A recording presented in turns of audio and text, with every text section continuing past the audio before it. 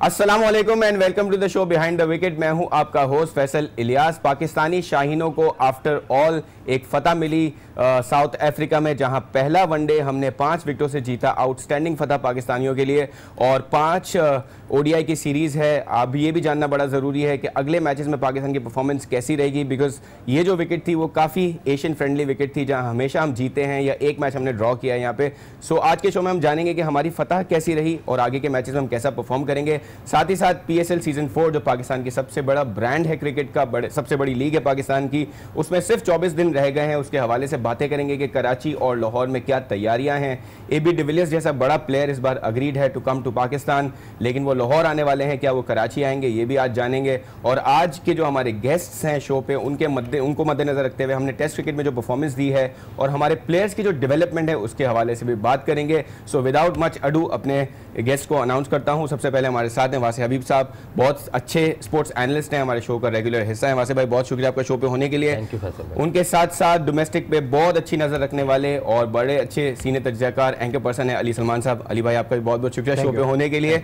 सबसे पहले वासे से स्टार्ट करते हैं। वासे, कल हम देख रहे थे जब ये पाकिस्तान मैच जीता और बड़ा एक्साइटिंग मैच था। सरफराज साहब LBW हम यही बातें कर रहे थे कि शायद मुश्किल हो सकता है, लेकिन पाकिस्तान ने प्रूव किया कि अभी भी हम रन चेस डाउन कर सकते हैं, अच्छा खेल सकते हैं। लेकिन सबसे पहले अगर हम साउथ अफ्रीका की जो बैटिंग परफॉर्मेंस थी उस पर थोड़ा सा अगर हम तबसरा करें कि बड़े शॉकिंग परफॉर्मेंस थी। 2 विकेटें सिर्फ गंवाई और 266 रन स्कोर किए। डू यू थिंक कि ये साउथ अफ्रीका की जैसे क्विंटन डिकॉक नहीं थे, डेल स्टेन नहीं थे, डू यू थिंक कि थोड़ा सा एडवांटेज पाकिस्तान को ये भी था और जिस तरह साउथ अफ्रीका ने कंजर्वेटिव खेला वो भी पाकिस्तान की जीत का सबब बना? जी हाँ, जो मैं कल आपसे कह रहा था फैसल भाई कि प्लान बी जो है ना वो मिसिंग था। प्लान ए ये था कि कम से कम 250 प्लस रन किए जाएं, क्योंकि पाकिस्तान के लिए हिस्टोरिकली ये बात समझी जाती है, सबको मालूम है कि we are not so good while chasing.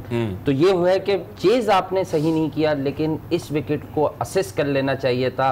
Hashim Amla को खुसूसी तौर पर, जो कि एक बड़े क्वालिटी और क्लास प्लेयर हैं, लेकिन आप ये देखिए कि 2017 के बाद जो शख्स अपनी कल पहली सेंचुरी बना रहा है वो खुद स्ट्रगल कर रहा था किसी तरह से उसके बल्ले से रन्स हो जाएं। तो कब के बाद है, तो अब हमारी नजरें ज्यादा ओडीआई क्रिकेट पे होना चाहिए और ये जो जीत है बड़ी साय ऑफ रिलीफ होगी आपके कप्तान के लिए, आपके कोच के लिए, और यहाँ से चीजें बेहतर होना शुरू होंगी इंशाल्लाह। हाँ बिल्कुल, मैं थोड़ा वासे की बात को आगे बढ़ाऊंगा कि जिस तरह वासे ने भी कहा कि प्ले थी वो एक सेल्फिश इनिंग थी मेरे नज़दीक। वो इसलिए सेल्फिश इनिंग थी क्योंकि वो अपने सर्वाइवल के लिए खेल रहे थे। इस तरह वासे ने भी कहा कि अक्टूबर 2017 के बाद से उन्होंने कोई सेंचुरी स्कोर नहीं की थी, और बड़ी दिलचस्प बात है अगस्त 2018 के बाद से वो साउथ अफ्रीका की वनडे टीम का हिस्सा भी नहीं थे। सिर्फ ये चीज़ देखते हुए कि पाकिस्तान के खिलाफ उनका ट्रैक रिकॉर्ड बहुत अच्छा है, उनको इंडक्ट किया गया टीम में और उन्होंने किस हद तक जो है वो सेल्फिश इनिंग खेली। और आपने देखा कि अगर मैं थोड़ा स्टैट्स की बात करूंगा, 1992 के बाद ये पहला मौका था कि किसी टीम ने पूरे 50 ओवर खेले और 2 उसके खिलाड़ी आउट हैं और उसने इतने कम रन स्कोर किए हैं। जी हाँ, इससे पहले जो थे 288 रन स्कोर किए थे अगेंस्ट इंग्लैंड ने स्कोर किया था इंडिया के खिलाफ। ठीक है। उसके अलावा साउथ अफ्रीका ने वेस्ट इंडीज ने साउथ अफ्रीका के खिलाफ किए थे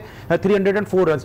तो बहुत सेल्फिश इनिंग के लिए, बहुत स्लो के लिए आपके पास विकेटें इन हैंड है तो फिर आपको रन्स की तरफ जाना चाहिए। बिल्कुल पूरी बैटिंग बाकी थी। एक रिपोर्ट देखते हैं कि किस तरह पाकिस्तान ये मैच जीता है, फिर हम पाकिस्तान की जो अच्छी बातें हैं उन पे जरूर बात करेंगे, बिकॉज हमने देखा कि इमाम ने जा सकता है कि पाकिस्तानी बॉलर्स ने विकेटें सिर्फ 2 ली लेकिन कंटेन किया, और सरफराज की कप्तानी भी काफी अच्छी रही, बॉलिंग चेंजेस भी अच्छी रही। शिनवारी की चाहे उनको रन पड़े लेकिन पेस के साथ बॉलिंग की, और हसन अली की बॉलिंग अच्छी रही, स्पेशली शादाब की बॉलिंग बहुत अच्छी रही। सो डू यू थिंक के कंटेन करना भी एक अचीवमेंट है पाकिस्तानी प्लेयर्स की? हाँ, कंटेन करना बिल्कुल एक अचीवमेंट है, और ये है कि जो कैप्टन ने उन्हें प्लान दिया था ना, आप देखें नोट डाउन अगर आप करें तो प्लान के मुताबिक बॉल की। और देखिए 2 तरह की बात होती है किसी बॉलर के लिए, एक ये कि यार ये बहुत ज्यादा एफर्ट पुट इन नहीं करता, जैसे हम यहाँ बैठकर बात कर रहे थे कि आमिर का पेस जो है वो मोहम्मद अब्बास से सिर्फ 2 या 3 किलोमीटर ऊपर आ रहा था।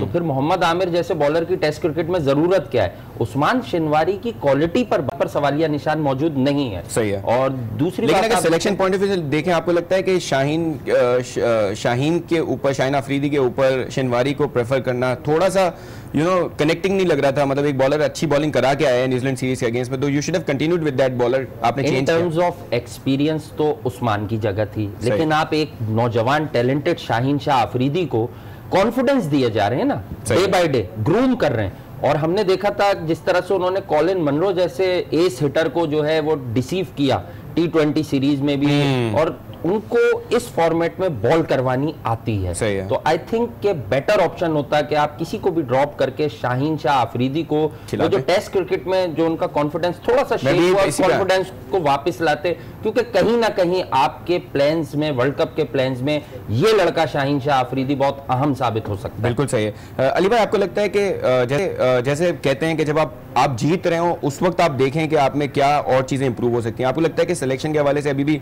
इमाद वसीम इतने थोड़े ऑफ कलर दिखे, उनकी यूटिलिटी इतनी नहीं दिखी, और हमें पता है कि हमारे पास हफीज़ हैं जो बॉलिंग करा सकते हैं, हमारे पास शोएब मलिक भी ज़रूरत पड़े तो करवा सकते हैं, शादाब तो ऑलरेडी अच्छी बॉलिंग है, वो तो फुल बॉलर हैं ही। सो आपको लगता है कि इमाद की जगह अगर हम कोई और मीडियम पेसर या कोई बैट्समैन फुल फ्लेज रखते तो बेहतर होता साइड के लिए? नहीं, मैं इसमें थोड़ी सी बात को आगे भी बढ़ाऊंगा कि आपने उस्मान शनवारी की बात की और शाहीन शाह, जिस तरह आपने प्लेयर डेवलपमेंट की बात की अपने प्राइम के इंट्रो में, एक प्लेयर जो है वो आपके लिए मैन ऑफ द सीरीज होकर आ रहा है, 9 विकेटें हासिल कर रहा है अगेंस्ट न्यूजीलैंड सीरीज में, उसके बाद सडनली आप नेक्स्ट मैच में उसको आप ड्रॉप कर देते हैं विदाउट एनी सर्टेन रीजन, तो प्लेयर डेवलपमेंट आपकी कहां चले गई? उस्मान शनवारी वहां से बिग बैश खेलकर आ रहे हैं, आपने या तो उनकी पेस की उनको खिलाया, लेकिन इस तरह प्लेयर का कॉन्फिडेंस जो है वो शेक करते हैं, प्लेयर आपका इस तरह बन नहीं सकता, टीम आपकी डिस्टर्ब होगी। दूसरी तरफ आपने इमाद वसीम की बात की है, कल मुझे बड़ा सरप्राइज होगा गलत का, अगर आप बॉलिंग कार्ड अगर आप देखते हैं तो आप देखें शोएब मलिक से बॉलिंग ही नहीं कराई गई, फखर जमान से बॉलिंग करवाई गई, तो बहुत सारी ऐसी चीजें हैं कि जो इस जीत में छुपा ली हैं, लेकिन ये साउथ अफ्रीका एक बड़ी आपको तो मैच्योर टीम है, ऑर्गेनाइज टीम है, आगे जाके मुश्किलात हो सकती हैं। बिल्कुल सही। वैसे आपको लगता है कि जैसे मैं भी ये कहना चाह रहा था कि शाहीन शाह अफरीदी जो है अगर आपके प्लान्स में है तो you have to stick with that bowler, और जैसे इन्होंने अली भाई ने बिल्कुल राइटली पॉइंट आउट किया कि 9 विकेट लिए मैन ऑफ द सीरीज रहे हैं, लेकिन हमारे यहाँ वही प्रॉब्लम होता है कि टेस्ट क्रिकेट की परफॉर्मेंस की वजह से बंदा ओडीआई से बाहर होता है, ओडीआई की परफॉर्मेंस की वजह से या तो टेस्ट क्रिकेट का हिस्सा बनता है या बाहर होता है। Do you think we have to avoid it, और जिस फॉर्मेट में बंदा अच्छा परफॉर्म करता है उस फॉर्मेट में उसको लेके चलना जरूरी है? कल यही बात यहाँ पर बैठकर की थी इसी शो में। आज अली सलमान भाई यहाँ हमारे साथ खुश नसीबी है कि मौजूद हैं, एक बहुत ही सीजन्ड स्पोर्ट्स एनालिस्ट। सही बात। इन्होंने भी क्या पॉइंट किया, यार प्लेयर डेवलपमेंट कहाँ गई? सही बात। आप वो right man for the right job वाला वर्ड है ना, तो आप वो जो राइट फॉर्मेट में जो लड़का सूट करता है उसको उस फॉर्मेट में मौके दें। आप शाहीन को टेस्ट क्रिकेट में it's too early for him, उसके साथ ज्यादती है कि आपने उसे इतना अर्ली जो है वो डेब्यू करा दिया, और साउथ अफ्रीकन कंडीशंस में आपने उसको एक बड़े बड़े बैटर्स के सामने जो है ना एक्सपोज किया। आप उसको सिर्फ लिमिटेड ओवर्स फॉर्मेट में पहले खिलाइए, आफ्टर वर्ल्ड कप अगर वो वर्ल्ड कप तक उसका सर्वाइवल है और उसकी परफॉर्मेंसेज आती हैं, देन आप फिर थिंक कीजिए। आपके साथ प्रॉब्लम यह है कि आपने टीम में जिस तरह के बॉलर्स रखे हुए हैं ना, वो मुकम्मल तौर पर फिट होते हैं, डे बाय डे उनकी स्किल्स जो हैं वो नीचे जाती जा रही हैं, चाहे वो मोहम्मद आमिर हो, चाहे वो दीगर बॉलर्स हों। वहाब रियाज अब कहीं ना कहीं ऐसा लगता है कि मिकी आर्थर के दिल से बहुत ज्यादा उतर चुके हैं। यूएई में आप वहाब रियाज को पिक कर लेते हैं, और साउथ बॉलिंग अच्छी बॉलिंग कंडीशन में हटा देते हैं। लेंथ का एक बॉलर आपको चाहिए होता है हमेशा, क्योंकि इन विकेट्स में लाइफ होती है बहुत। सही बात। तो वहां पर आप Olivier kind of a bowler हो सकता है। ओलिवियर मैंने बताया ना आपको, Olivier kind of a bowler आपको रिक्वायर्ड है इन पिचेस। अभी आपको लगता है कि वहाब रियाज को लूज करना, राहत अली का गायब हो जाना, इमरान एक बॉलर थे पेसर इमरान जूनियर, वो गायब हो गए, इमरान खान जूनियर वो गायब हो गए, do you think in bowlers को जाया करना का जो प्रेशर है वो आपको हसन अली को भी टेस्ट क्रिकेट खिलाना पड़ी, आपको शाहीन शाह अफरीदी को भी क्रिकेट खिलानी पड़ी, टेस्ट क्रिकेट खिलानी पड़ी, डू यू थिंक उन बॉलर्स को लूज करना आपके प्लेयर्स डेवलपमेंट दिखती नहीं है? जो प्लेयर्स मिसबा की कप्तानी में थे वो अब दिखते ही नहीं है। That is the reason why you have to play these new young bowlers in the test cricket. अगर वो आपके पुराने बॉलर्स होते तो आपकी एक अच्छी पेस बैटरी होती जिसको आप अपने वक्त पे यूज कर सकते हैं। देखिए इसमें इंक्लूड किया, उसमें एक नाम है सोहेल खान का। सोहेल खान, बिल्कुल। सोहेल खान जिस अंदाज की विकेटें हैं, जहां पे लाके गेंद को मारने की जरूरत पड़ती है, जहां बाउंस होता है, लेकिन उनका फिर फिटनेस का इशू है टेस्ट क्रिकेट। ये किस तरह का फिटनेस का इशू है? क्योंकि बाकी भी सबके साथ ही फिटनेस का इशू आ रहा है। जिसको आपने खिलाना होता है उसको आप खिला देते हैं, इसको नहीं खिलाना होता उसके बाद आप फिटनेस के इशू लगा देते हैं। उमर अकमल का वापस भेज देते हैं फिटनेस की वजह से। अब वो फिर हिस्ट्री में चला जाऊंगा कि कितने दिनों का गैप था कि जब उमर अकमल को वापस भेजा गया। तो ये जिसको आपने खिलाना है वो खिलाना है। मिकी आर्थर के इशूज चल रहे हैं कुछ प्लेयर के साथ, सोहेल खान उसका थोड़ा शिकार हुए, लेकिन पाकिस्तान सबसे बढ़कर है। सोहेल खान की इस पर टीम में जगह बनती थी, जिस तरह भी कराची प्रीमियर लीग हुई उसमें उन्होंने बैटिंग भी की है, बॉलिंग भी की है, या जिस तरह वो ऑलराउंड परफॉर्मेंस दे रहे हैं उनको आप एज एन ऑलराउंडर ग्रूम कर सकते थे। पाकिस्तान ने उस टैलेंट को जाया किया। जहां तक आपने उसकी बात की, अभी हमने बात की इब्तिदा में कि हाशिम आमला की, देखिए उन्होंने देखा पाकिस्तान के खिलाफ उसका ट्रैक रिकॉर्ड बहुत अच्छा है, इसीलिए अगस्त 2018 के बाद वो उसको टीम में लेकर आए और उसने आगे प्रूव किया 100 करके। इसी तरह पाकिस्तान को भी चाहिए कि टीम के खिलाफ देखा करेंगे कि पिचेस की कंडीशन कैसी है, एनवायरमेंट कैसा है, क्लाइमेटिकल कंडीशन कैसी, उस हिसाब से अगर टीम बनाएंगे तो पाकिस्तान के लिए कितनी मुश्किलात बिल्कुल सही। बैटिंग की तरफ थोड़ा सा आते हैं। इमामुल हक की इनिंग्स हम काफी क्रिटिसाइज करते हैं इमामुल हक को, कल अच्छी इनिंग्स खेली। आपको लगता है कि जो स्ट्राइक रेट हाशिम आमला का था वही मोर और लेस इमामुल हक का था, बल्कि उससे थोड़ा बुरा था? सो आपको लगता है कि वो भी एक सेल्फिश इनिंग थी, या आपको लगता है कि जो मैच की रिक्वायरमेंट थी उसके हिसाब से उन्होंने खेला? नहीं, इमाम सेल्फिश नहीं थी। Okay. उनकी सिलेक्शन और दीगर उमूर पर अभी भी मैं प्रॉब्लम्स हैं, स्टिक करता सही हूँ। है। और मैंने आपको बताया था कि एक इंसान आप जिसको भट्टी में झोंक देते हैं ना, तो एक अच्छा दिन भी नसीब में होता है। तो कल अच्छा दिन था, ये ट्रैक आइडियल था उसके लिए कि वो कुछ रन बनाए और रन्स बनाकर अपनी जगह को जो है ना सीमेंट करे ओडीआई में। अच्छा, एक बात मैं आपको बड़ी कमाल की बताऊं, इमामुल हक पर मैंने हमेशा आपके प्रोग्राम में इस प्लेटफॉर्म पर बैठकर तनकीद की है टेस्ट क्रिकेट में। मैं ओडीआई क्रिकेट कल भी आपने यही कहा था कि जगह बनती है क्योंकि 60 प्लस की उसकी ओडीआई की एवरेज है बहुत। कल मैंने उनकी इनिंग्स देखी, उन्होंने कोई 2 सिक्सेस भी लगाए। आपको लगता है कि हाँ, कल के ऑन दी अप उन्होंने छक्का मारा, क्वाइट ब्रिलियंट। लेकिन आपको कल ये लगा होगा कि अभी भी वो सिंगल डबल में थोड़ा स्ट्रगल करते हैं, या तो वो आउट एंड आउट मारने जाते हैं, या फिर वो कॉलिंग बिटवीन द विकेट्स जो है ना उसका भी प्रॉब्लम अच्छी नहीं होती। और वो आप डिपेंड करता है कि आप अगर के साथ जब वो खेल रहे थे तो मैंने देखा दोनों बड़े खूबसूरती से सिंगल डबल्स कर रहे थे, और बाबर भी डैप कर रहे थे, कभी थर्ड मैन पर, कभी सॉफ्ट हैंड्स यूज करके मिड विकेट पर पुश कर रहे थे। तो दोनों की अंडरस्टैंडिंग बहुत अच्छी थी। लेकिन जैसे ही बाबर आउट हुए उसके बाद हमने देखा कि with the old war horse Mohammad Hafeez, उनके साथ थोड़े से उनके एक दो जो है ना कम्युनिकेशन लैप्सेस हुए हैं। लेकिन हफीज की जो इनिंग्स है उस पर अगर हम बात ना करें तो आज का शो कंप्लीट नहीं होगा। बात करूंगा अली भाई, एक ब्रेक पे जाना है। Will come back. हम अली सलमान की तरफ आएंगे कि हफीज की इनिंग कैसी रही। हम व्यूअर्स को बताते चले पीएसएल सीजन 4 का जो ऑफिशियल गाना है वो भी आपको आज सुनाएंगे हमारे शो में। तो आज का शो बड़ा एंटरटेनिंग होने वाला है, हमारे साथ रहिएगा। आपकी कॉल्स भी लेंगे, छोटे से वक्फे के बाद वापस आते हैं। कि कितना अच्छा लगा उनको ये गाना, और अली जफर के कंपैरिजन में वासिफ भाई कैसा लगा आपको ये गाना? स्ट्रॉन्ग गाना है, हिट करवाएगा ये सीजन को या नहीं? बहुत क्रिकेट पे बातें कर ली, कुछ एंटरटेनमेंट पे बात हो जाए। वैसे to be very honest with you, हाँ, आपने कहा कि बड़ा जबरदस्त सॉन्ग, आप इसको 2 बार लगातार मेरे सामने सुनकर दिखाएं। मुझे ऐसा लगा कुछ फील आ रहा है, मतलब थोड़ा हल्का नोट। मुझे ऐसा लग रहा है कि जैसे कोई पानी वानी के इश्यूज चल रहे हैं और मोहल्ले की एक टीम को यकजा किया जा रहा है। वो पन बिजली वाला जो सिस्टम है, ठीक है, वो मुझे एक फिल्म याद आ गई, स्वादेश, कि उसमें भी इस तरह से लोगों को यकजा करने के लिए, मोटिवेट करने के लिए गाना होता था। बहरहाल कोशिश अच्छी है, कंपोजिशन मुझे बहुत अच्छी लग रही है, लेकिन आई थिंक जो गाने के बोल थे ना थोड़े से और अच्छे भी हो सकते थे। थिंकिंग जो है ना, थॉट प्रोसेस थोड़ा सा मुझे कम लगा। ठीक है, इस सॉन्ग के पीछे। अली भाई, मैं सॉन्ग का सवाल नहीं करता, आपसे एक सीरियस सवाल पूछ लेता हूँ कि हम देख रहे हैं कि इस बार थोड़ी हाइप कम है, अभी सिर्फ 24 दिन रह गए। लास्ट ईयर हमने देखा था कि कराची स्टेडियम में जो चीज़ें हो रही थी हम मीडिया पे बहुत ज़्यादा देख रहे थे। हमने देखा था शारे फैसल पूरी सजी हुई थी, प्लेयर्स के आउटलेट्स लगे हुए थे, सारी चीज़ें, हमें बहुत ज़्यादा शोर दिख रहा था। डू यू थिंक कि इस बार थोड़ा स्लो है सब चीज़ें और इतनी खबरें नहीं है, इतनी हाइप नहीं है? Do you think that can damage the brand, या आपको लगता है कि हो जाएगा अभी 5-7 दिनों? देखें, पिछली दफा जो मैनेजमेंट थी, आपको पता है नजम सेठी एंड कंपनी नहीं है, नायला भट्टी अभी पाकिस्तान क्रिकेट बोर्ड का हिस्सा नहीं है, बहुत सारे पीएसएल में इब्तिदा से इस टीम का हिस्सा थे, वो अब पीएसएल का हिस्सा नहीं है। कर्नल आजम को अभी उन्होंने रिजाइन कर दिया, जो सिक्योरिटी के अमूर देखते थे। तो बहुत सारे नए लोग अभी आए, उनको चीज़ों को समझने में टाइम लगेगा, लेकिन with the passage of time चीज़ें जो ऑर्गेनाइज हो जाएंगी। ऑब्वियसली जितने भी लोग आए वो सारे टैलेंटेड लोग हैं, एक नई टीम आई है, तो जैसे जैसे सीरीज आगे बढ़ेगी हो जाएगा। जिस तरह आप सॉन्ग की बात की, सॉन्ग का ये कि देखें, सॉन्ग ऐसा होना चाहिए कि किसी भी इवेंट को वो ऊपर लिफ्ट करे। आपको 92 के वर्ल्ड कप का सॉन्ग आज तक लोगों को याद है, the world is coming down the flag, आज तक लोगों को याद है। वक्का वक्का जो फुटबॉल में वर्ल्ड कप में था, आज तक लोगों को याद है। सीटी बजा के अभी आपने खुद कहा।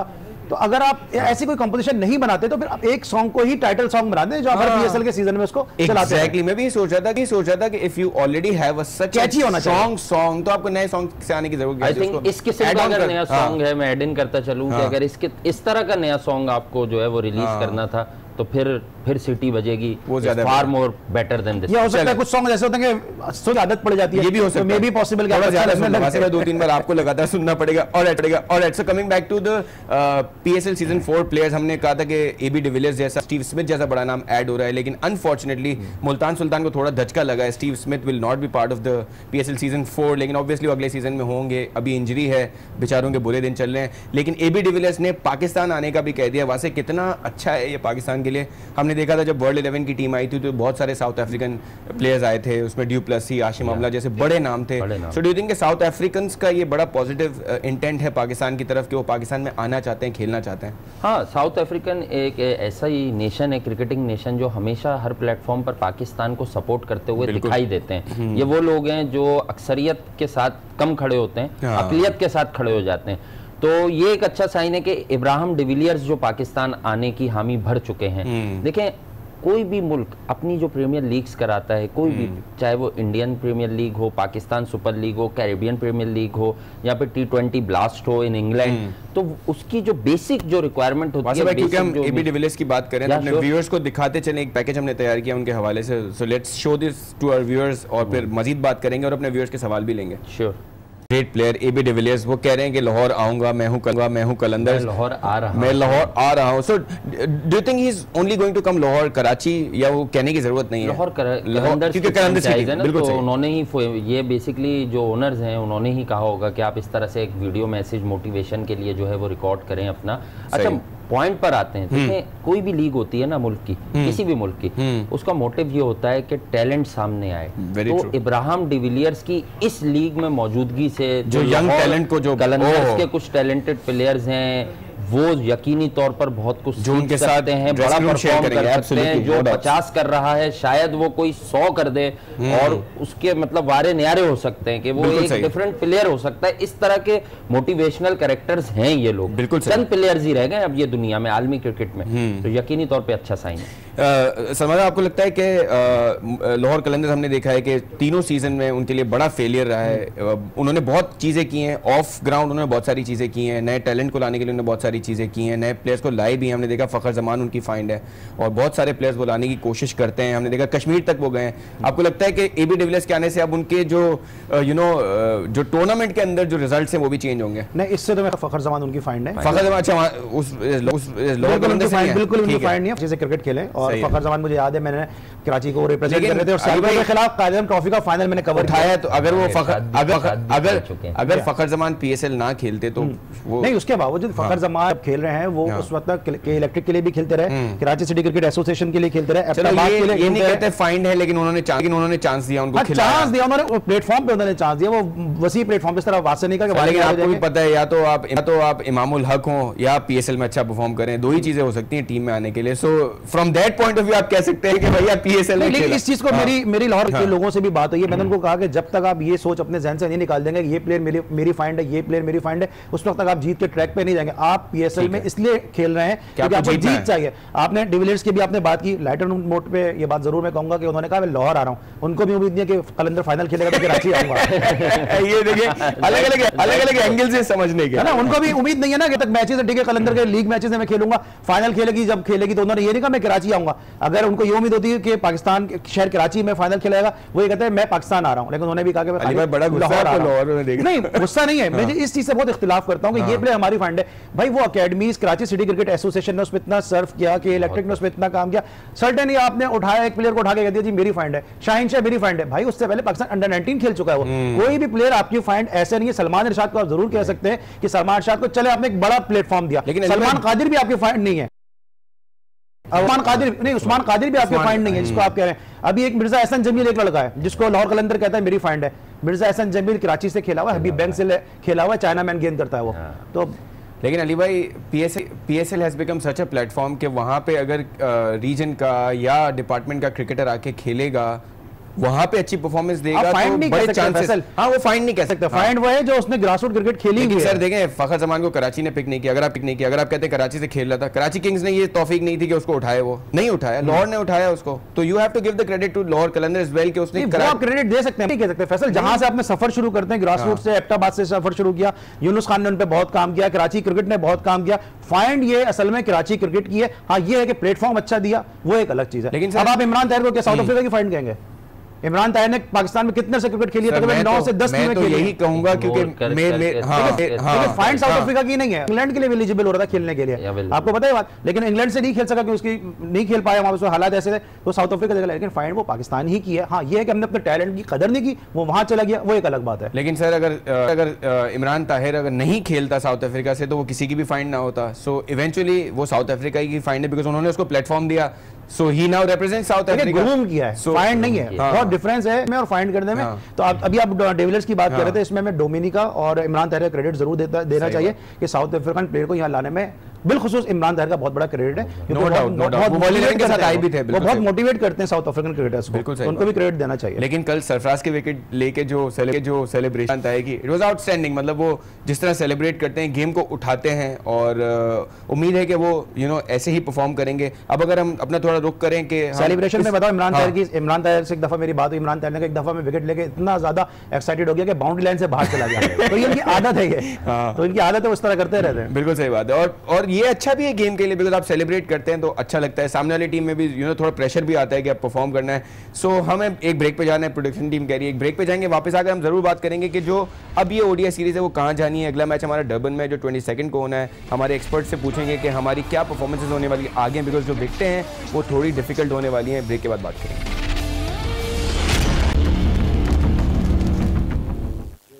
खुशामदीद after the break on behind the wicket. हमारे साथ हैं वासे हबीब और अली सलमान। ब्रेक पे जाने से पहले जैसे हमने अनाउंस किया, हम जो सीरीज चल रही है हमारी, उस पर बात करेंगे। वासे, आपको लगता है कि यहाँ से अब हमारी उड़ान जो है वो ऊंची ही होगी, या आपको लगता है कि अभी और भी डिफिकल्ट सिचुएशंस आ सकती हैं? साउथ अफ्रीका एक स्ट्रॉन्ग टीम है, जैसे अली सलमान ने कहा, अच्छा कमबैक कर सकती है और डिफिकल्ट टाइम दे सकती है। बिल्कुल दे सकती है। ठीक है, हमने फर्स्ट ओडीआई स्टार्ट हम किया, लेकिन मिला कहाँ पर है, जिसके बारे में पूरा मैंने कल के मैच को पहले ही पढ़ा दिया।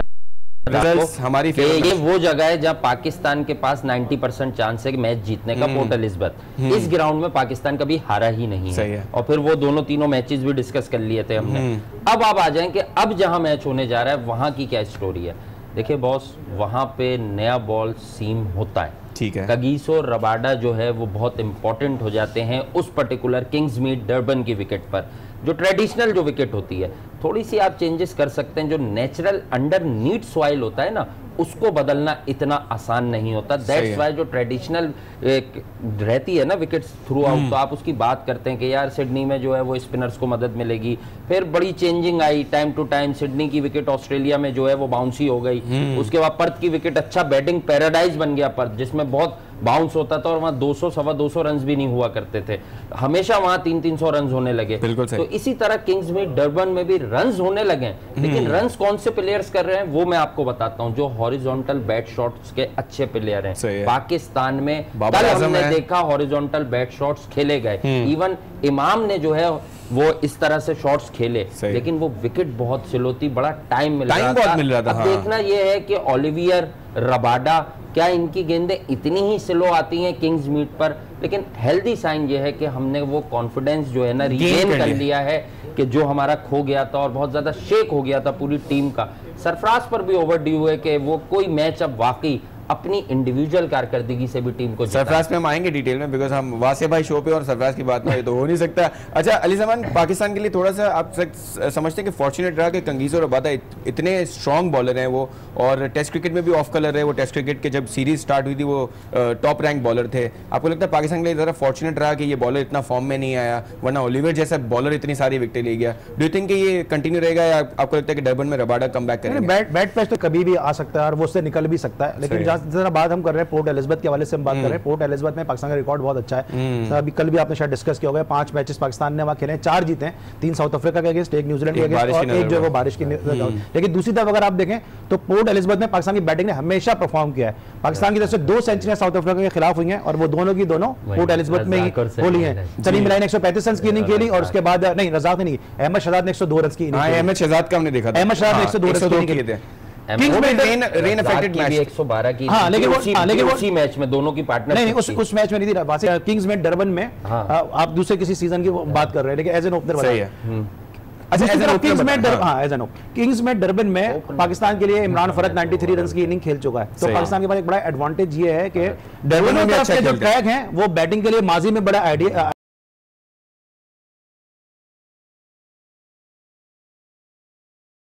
लग रहा था कि वो शायद पहला वनडे खेलेंगे, आपको लगता है कि आगे उनको कहीं चांस मिलेगा? लेकिन आपके लिए मुश्किल है, फ़खर जमान या इमामुल हक ने भी अब रन्स कर लिए हैं, डू यू थिंक कि समवेयर डाउन द लाइन जगह बनेगी उनकी? नहीं, मेरा नहीं ख्याल, वो इसलिए नहीं ख्याल मेरा क्योंकि अब इमामुल हक ने जो रन्स कर दिए हैं उसके बाद उनको ड्रॉप करना या बनता नहीं है। और ये बात बहुत कम लोगों के इल्म में होगी कि इमामुल हक अगले मैच में एक रिकॉर्ड बनाने जा रहे हैं। Serious? वो रिकॉर्ड उनका ये है कि अगर वो अगली इनिंग में, अभी वो 905 रन है उनके वनडे क्रिकेट में, अगर वो अगली इनिंग में 95 रन स्कोर कर देते हैं तो वो रिकॉर्ड बराबर कर जाएंगे फ़खर जमान का कि 18 मैचेस में 23-23 हजार रन। यस, क्योंकि वो अंडररेटेड प्लेयर हैं। जरा सा हम जब, क्योंकि हम उनको देखते हैं इंजमाम के तनाजुर में 905 रन कर चुके हैं अब तक 17 इनिंग में। अगर 95 रन की इनिंग खेलते हैं तो 1000 रन, फास्टेस्ट 1000 रन का रिकॉर्ड जो है वो फ़खर जमान के साथ वो बिल्कुल बराबर कर देंगे। तो इमामुल हक को मुझे नहीं लगता कि भी ड्रॉप करेंगे जिस तरह से उन्होंने इनिंग खेली। फ़खर जमान को आपका जो कप्तान है, आपकी वाली बात फ़खर जमान को जो आपका कॉर्नर कह रहा है, तो ऐसे प्लेयर को तो फिर आप जाया कर नहीं सकते। ये बड़ा मसला है हमारे साथ कि एक डेविड वार्नर मिल जाता है, हमें मंजूर इलाही आता है, हमें 3-4 तो मेरा मैं बता रहा हूं ना, मंजूर इलाही आता है तो हमें कह देते हैं जी वो पाकिस्तान को इयान बोथम मिल गया, वो कबीर खान आया खेलने के लिए कह दिया जी वो वसीम अकरम मिल गया, वो बासित अली आया पाकिस्तान को दूसरा जावेद मिल गया, अब मुश्ताक अहमद आया पाकिस्तान को दूसरा अब्दुल कादिर मिल गया। ये जो चीज है ना, ये बहुत डैमेज करती है कि 4-5 तो विराट कोहली थे आपकी टीम में, फिर भी आपसे रन नहीं हो रहे थे। हम एकदम से सर पर चढ़ा लेते, देखें सबको रिस्पेक्ट दीजिए, ठीक है, सही है। अच्छा, मैं वासिफ भाई, टाइम हमारे शो का खत्म हो रहा है, आप लोगों से अगर एक पॉइंट ले लूं कि आपको लगता है कि पाकिस्तान सेकंड ओडीआई भी जीतेगा? आपको लगता है कि पाकिस्तान अच्छा परफॉर्म करेगा सेकंड ओडीआई में? देखिए, बतौर पाकिस्तानी तो इंशाल्लाह, और एज एन एनालिस्ट मैं ये कहूंगा कि पाकिस्तान को अभी बहुत मेहनत की जरूरत है, टीम सिलेक्शन प्रॉपर होना चाहिए। इस खुशी को, इस कामयाबी को ना सर पे नहीं सवार करना, क्योंकि अभी डेविड मिलर बैटिंग अगर करेंगे, मैंने ये बैटिंग करेंगे, बहुत सेल्फिश खेल गए आसिम मामला अपने सर्वाइवल के लिए।